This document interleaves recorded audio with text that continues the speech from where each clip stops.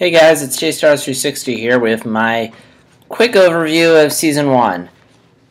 Now, unlike my Clone Wars vlogs where I'm just gonna go where I just list every episode, I'm not gonna do that here. With Clone Wars, it was just a bunch of little stories. Here, there's one giant story. So I feel like I can be a bit broader and stuff. And plus, if you want more in-depth, Doug Walker, amazing Korra vlogs, go watch those if you want. But I'm gonna try and put my own spin on it. So, love Avatar. I have the first 3 seasons on DVD. I bought Korra on Season 1 on DVD, which I showed an unboxing video of it. But, yeah, so what do I think of Korra? Well, it wasn't as bad as I thought it was going to be. It's still nowhere near as good as Last Airbender. I mean, actually, I take that back. As a whole, it's not good as Last Airbender. There are moments in the show where it's like almost on par with almost, if not on par with Last Airbender, specifically in the final episodes. But as a whole, it's alright, good as a whole, with some really good moments every now and then. And I just changed my thought process within mid-sentence, but anyway. But yeah, what I was going to say was, a lot of people are saying, it's not as good as Last Airbender, Korra. And it wasn't that bad. Again, it was okay and good with some exceptionally good moments. I thought it was going to be all that.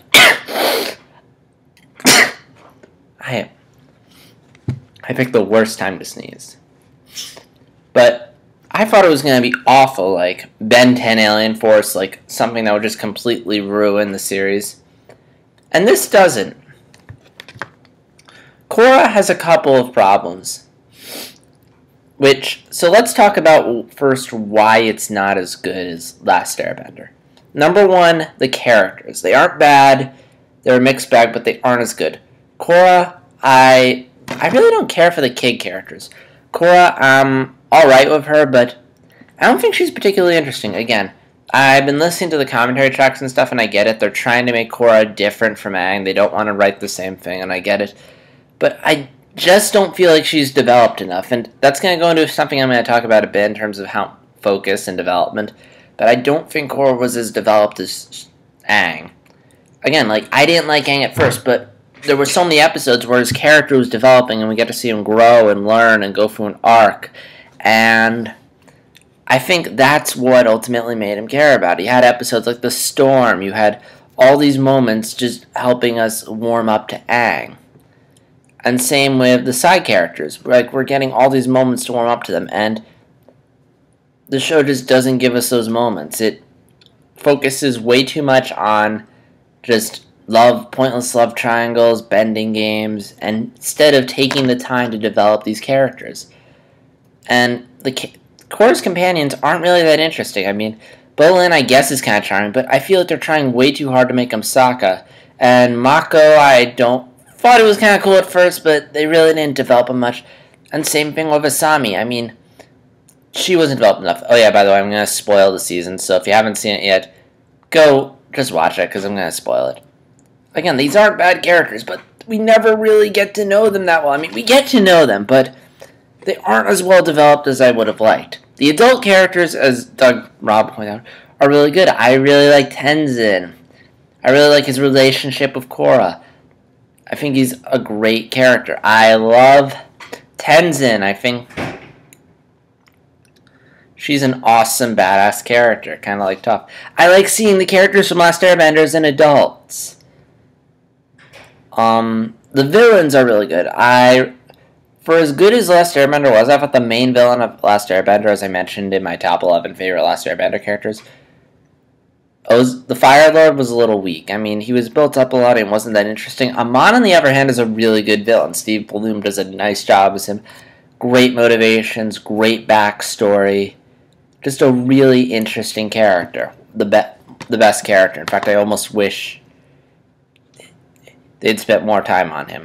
And same goes for Tarlok. Phenomenal character. D. Bradley Baker. Phenomenal job. Great character. Interesting backstory. You have two characters both trying... They're kind of like Aang and Zuko in that... As you see in one of the last episodes where we get the backstory in like 10 minutes, which was the best of the series, by the way. It was the Storm of Korra. Like, it's like Aang and Zuko. They both want similar things, but how they're going about it is similar. Amon's trying to take over a public city through non-bending. It's like the extreme equalist and the extreme bender. And it's awesome, and I wish the show had focused more on that. Like, again, I'll talk about it in a bit, but let's just get back to the characters. The little kids are annoying, with the exception of the older one, who I kind of like. And it just felt really weird, because they're trying to do an adult story, which I like, but then whenever they did the dumb little kid humor, it felt really out of place in an adult story. Avatar, I think it worked, because it was a family show, it was pretty kid-friendly, but when you're doing something as dark and adult as Korra, I mean, not saying Korra is like dark and adult, but in comparison to Avatar, I mean, it's a lot more gritty, a lot more violent. I mean, they're, like, especially the blood bending, which is like, ugh. I don't know, but when you have like the dumb little kid humor, it just feels really out of place. Trying to think if there's any other characters I missed. Oh yeah, and General Iroh, but mainly because it's voiced by Dante Basco. So, change in setting, I don't mind that. I mean, it bothered me at first, but I eventually got used to it and thought it was a kind of cool, nice way to change things up.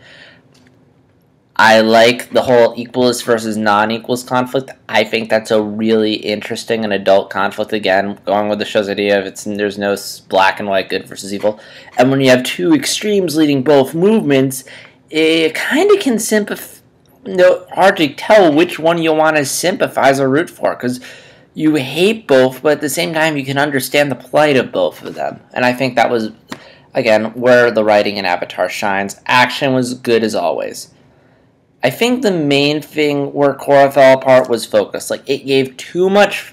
The things that shouldn't have gotten much focus got way more focus than they needed to, and the thing was that didn't need a lot of focus got way more attention than they needed to, and I think I might have repeated myself there, but I don't. Now, to be fair, they wanted to do a full series, they wanted more episodes, and to an extent, yeah, I'm annoyed, but at the same time, it's like Last Airbender, they are always able to cram so much into each episode. And I think with Korra, and I feel like if they had just stopped focusing so much on, like, if they had just gotten to things going a little faster, I think it could have worked. Like, Amon and Tarlok, like, I felt like they were just brushed over really quickly. Like, we learned Tarlok's a bloodbender, and then in the next scene, he loses bloodbending. It's like, wow, that just when we got someone intimidating, we lose him. Like, you could have made an entire episode where Tarlok's on a rampage. Or same thing with Amon taking away Korra's bending. You could have had an entire episode of her dealing with her bending. I mean, especially considering the creators don't believe in handing stuff to characters, like they believe in them earning stuff. You could have had Korra earn her blood bending. No, earn her bending back. You could have had her spend more time with her learning airbending. But no, we spend so much time on the bending tournament, which is cool and I get it, but I don't know. I feel like it really shows when you listen to the commentary. They really loved it way too much, I think. And I think it also shows that, you know, Brian and Mark were writing all the episodes, and while they're great in ideas, just because you're a great head guy doesn't mean you're a great writer. And I don't think Brian Kern, because they didn't have that team of writers that can kind of like bounce ideas off of and stuff, I think it kind of hurt the season. Again, the last few episodes of Korra are really good. It's where things finally picked up, and I wish it had gotten there sooner. I wish more of the season had been like that. Then maybe the ending could have been rushed. I would have preferred it if they had just kept it open-ended, so that way we could have a really interesting dilemma in season 2, but unfortunately, they didn't. Again, animation is still fantastic, action is still fantastic, the music is wonderful, and thankfully a soundtrack got released of Korra. And yeah. So yeah, again, it's a love-hate relationship with the show. There's a lot of stuff I really like, and then there's some stuff that I am not so big on. Again, like there's some moments where it's really good, almost as good, if not as good as Last Airbender, and then there's some really moments. But yeah, main thing is adult characters really good, kid characters not developed enough, takes forever to get going, and as a result, we get a rushed ending, which could have been avoided if they had gotten going sooner. And a story that focuses on spends too much time focusing on stuff that we don't need to focus on, and brushes over stuff that I feel like could have been developed more. But again, it's not a bad show. Again, I still like it. I'm still glad I watched it. I mean, it's a shame that this isn't as good as Last Airbender. But at the same time, again, I mean, it could have sucked. It could have been like Ben 10 Alien Force. But nope, it's still a good team, a still good talented team of fighters. It's just, we're not, and it's still probably I don't watch much Nickelodeon, but I'm guessing this is probably a cut above what most shows on Nickelodeon are. And it's still enjoyable. I mean, it's not like Ben 10 where Alien Force and all the other shows where I just feel like it ruined Ben 10. This is still good, and it could be good. And hopefully now that they have like 3 more seasons of Korra, they can take the time and really create a good story. Plus, they have some of the original writers coming back. So again, if you haven't seen this show, it's definitely worth a watch. I'm not going to highly recommend it like Last Airbender, but... And... Last Airbender. Like The Last Airbender, which is really good. I would recommend reading the comics, though. Especially, I'm in the middle of reading The Search right now, which is really good. If you love Last Airbender, you want something really good, go read that. But, I'd still recommend checking this out again. There's enough good stuff in here to make it worth a watch. Just don't get super pumped expecting this to be the next Last Airbender, because it isn't. If you're not a fan, if you've never seen The Last Airbender, you can still get into this. I don't know if how you'd react. I mean, you might be a bit more optimistic about it, as you can't really compare it to Last Airbender.